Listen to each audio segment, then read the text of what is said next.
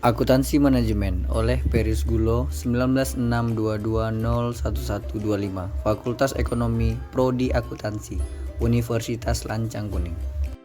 Analisis SWOT PT Unilever Indonesia Tbk.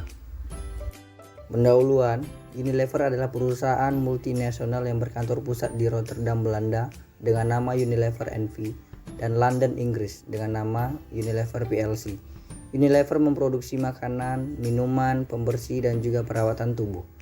Unilever adalah produsen barang rumah tangga terbesar ketiga di dunia jika didasarkan pada besarnya pendapatan pada tahun 2012 di belakang P&G dan Nestle.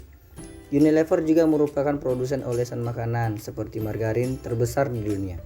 Unilever adalah salah satu perusahaan paling tua di dunia yang masih beroperasi dan saat ini menjual produknya ke lebih dari 190 negara.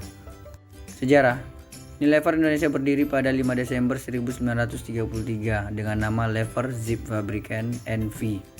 Unilever berganti nama menjadi PT Unilever Indonesia pada 22 Juli 1980. Unilever berganti nama menjadi PT Unilever Indonesia Tbk pada 30 Juni 1997. Analisis SWOT.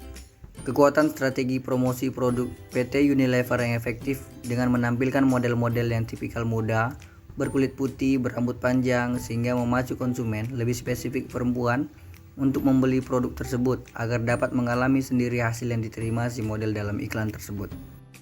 Kelemahan, PT Unilever memiliki struktur matriks yang terdapat beberapa tantangan yang mesti dihadapi perusahaan, yaitu pertama, sulitnya koordinasi kegiatan antar departemen yang mempunyai agenda dan jadwal sendiri-sendiri. Kedua, komunikasi pada karyawan yang bisa menerima pesan yang berbeda-beda.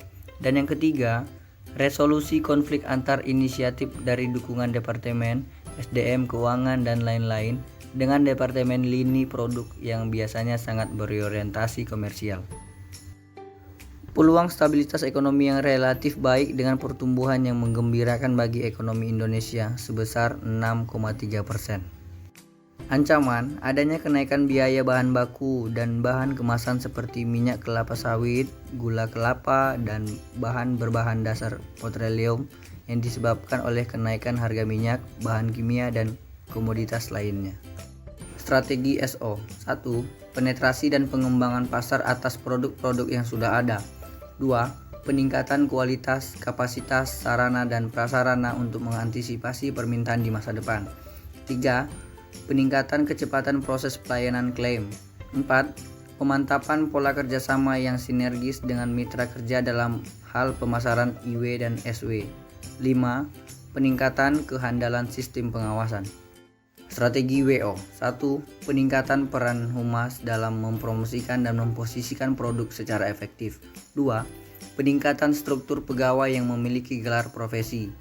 Ketiga, penguatan sistem manajemen investasi dan keuangan. 4. Penguatan struktur permodalan. 5. Pemantapan sistem pembebanan dan pengaturan kerja. Strategi ST 1. Penguatan sistem akuntansi keuangan serta mekanismenya yang komunikatif dan interaktif dalam hubungan antar pusat dan daerah. 2. Peningkatan koordinasi dengan instansi terkait untuk menyelesaikan klaim sesuai dengan standar yang berlaku. Ketiga, konsolidasi kekuatan moral SDM melalui upaya yang mengarah pada filosofi respect to people. 4. Peningkatan sistem kearsipan sebagai salah satu fasilitas penyedia informasi. Kelima, peningkatan kualitas produk hukum untuk mendukung operasi perusahaan. Strategi WT, penguatan struktur organisasi untuk mengantisipasi perubahan di masa depan. 2. Penguatan sistem manajemen SDM. 3. Peningkatan profesionalisme dan jiwa kewirausahaan untuk mendukung daya saing perusahaan. 4. Pengembangan sistem komputerisasi yang terintegrasi untuk mampu mendukung proses pengambilan keputusan strategis maupun operasional. 5. Pengembangan sistem budaya kerja yang kreatif dan inovasi. 6. Perancangan program kegiatan lead bank yang lebih berorientasi kepada kebutuhan pasar. Sekian hasil presentasi saya ucapkan terima kasih.